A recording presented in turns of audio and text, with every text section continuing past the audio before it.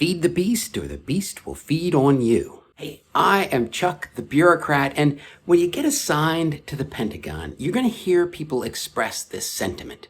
You have to feed the beast. And what people mean is that there is an appetite in the Pentagon for new content, a palpable hunger for new and exciting briefings. When I was a major, there was this colonel who would wander by the analytical division and go, tasty, tasty Orsa. And what he meant was that general officers craved the colors of charts and graphs, even if they didn't need them or use them or, frankly, listen to them. They just liked them. And it's easy to be cynical about this kind of a situation, but trust me, cynicism is unbecoming of an officer, so you gotta take a pragmatic view towards this situation. Okay, first a couple of do's and don'ts, and the biggest and most obvious is you want to feed the beast. You want to because if you're going to shape the distribution of resources in this bureaucracy, you're going to do it by giving senior leaders the decision tools that they want. So feeding the beast is your core task. What you don't want to do is promise the beast a really big, tasty meal if it would just wait a little longer. You are a lot safer going into the dragon's lair if you bring a sheep with you every time you show up. If you keep showing up empty-handed saying, I promise I'll bring you 2 big oxen at the end of the month, the beast may just eat you. And that's why they say, feed the beast or the beast will feed on you.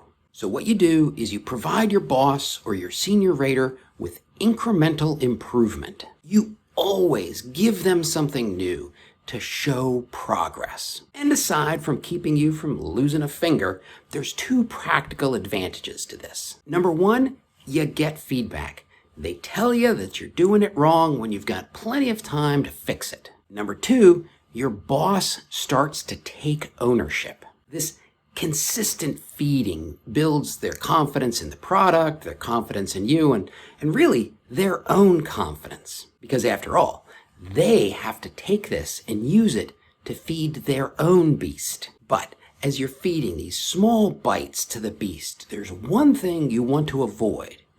Be careful that you're not only asking questions. Now, don't get me wrong. Ask questions. Questions are like seasoning that makes a good meal great, but you can't just eat the seasoning.